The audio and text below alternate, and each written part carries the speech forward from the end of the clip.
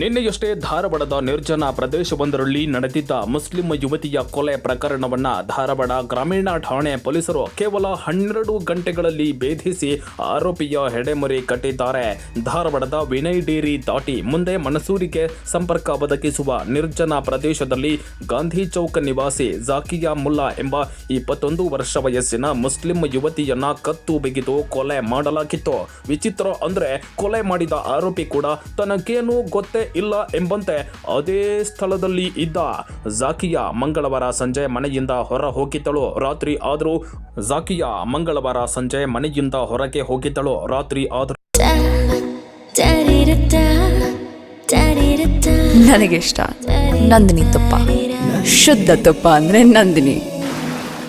ಆಕೆ ಮನೆಗೆ ಬಾರದೆ ಇದ್ದಿದ್ದರಿಂದ ಆಕೆಯ ಮನೆಯವರು ಆಕೆಯನ್ನ ತಡರಾತ್ರಿವರೆಗೂ ಹುಡುಕಾಡಿದ್ದರು.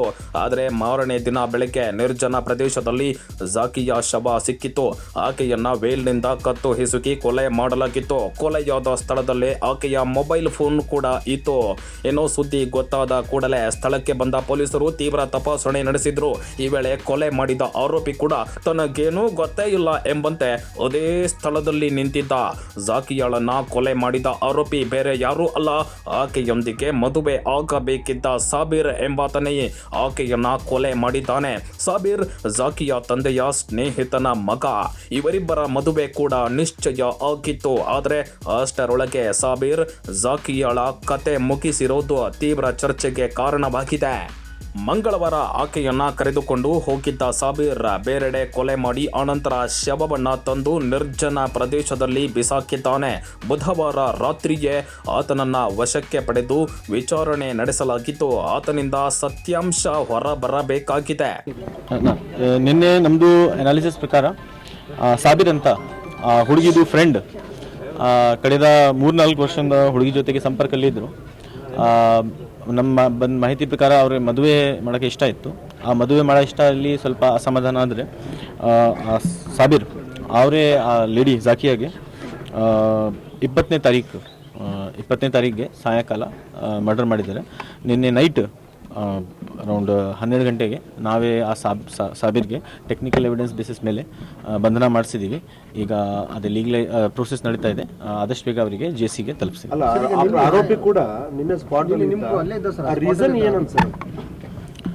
ರೀಸನ್ ಆರೋಪಿನೂ ಹೇಳ್ಬೋದು ಅವರಿಗೆ ಇಷ್ಟು ಧೈರ್ಯ ಹೆಂಗೆ ಬಂತು.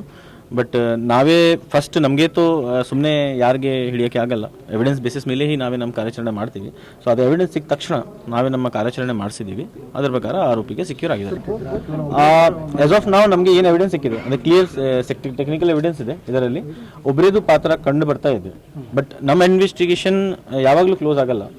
ಈವನ್ ಚಾರ್ಜ್ ಶೀಟ್ ಆದಮೇಲೆ ನಮ್ಮದು ಎವಿಡೆನ್ಸ್ ನಮ್ಮದು ಕ್ಲೋಸ್ ಆಗಲ್ಲ.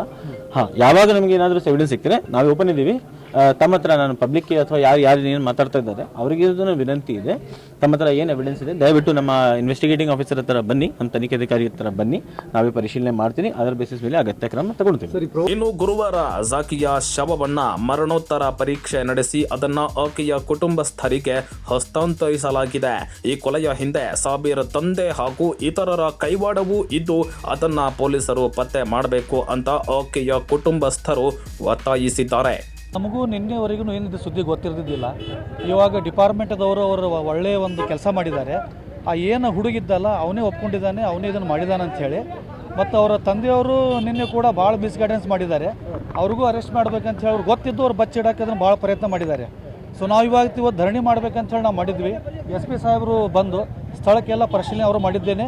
ನಾನು ನಿಷ್ಪಕ್ಷವಾಗಿ ಅದಕ್ಕೆ ಸಂಬಂಧಪಟ್ಟವ್ರಿಗೆ ಎಲ್ಲರಿಗೂ ಅರೆಸ್ಟ್ ಮಾಡ್ತೀನಿ ಅಂತ ಹೇಳಿದ್ಕೊಳ್ಳಿ ನಾವು ನಮ್ಮ ಡೆಡ್ ಬಾಡಿ ತೊಗೊಂಡು ಹೋಗ್ತಾ ಇದ್ದೇವೆ.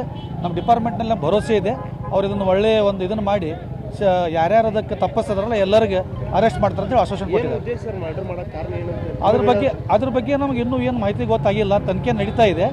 ಅದು ಏನು ಆಗ್ತಾ ಇದೆ ಅಂತ ಹೇಳಿ ಡಿಪಾರ್ಟ್ಮೆಂಟ್ದವರು ಅದನ್ನು ಬಹಿರಂಗವಾಗಿ ಹೇಳ್ತಾರೆ. ಒಟ್ಟಾರೆ ಮದುವೆ ಆಗಬೇಕಾದವನಿಂದಲೇ ಜಾಕಿಯ ಕೊಲೆ ಆಗಿದ್ದಾಳೆ. ಇಷ್ಟಕ್ಕೂ ಈತ ಆಕೆಯನ್ನ ಕೊಲೆ ಮಾಡಿದ್ದಾದ್ರೂ ಯಾಕೆ ಎಂಬ ಕಾರಣ ಮಾತ್ರ ಇನ್ನೂ ನಿಗೂಢವಾಗಿದೆ.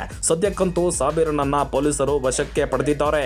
ಆತನನ್ನ ತೀವ್ರ ವಿಚಾರಣೆಗೆ ಒಳಪಡಿಸಿದ್ದಾರೆ. ಜಾಕಿಯ ಕೊಲೆ ಮಾಡಲು ಕಾರಣ ಏನು ಎಂಬುದನ್ನ ಆರೋಪಿ ಇನ್ನಷ್ಟೇ ಬಹಿರಂಗಪಡಿಸಬೇಕಾಗಿದೆ.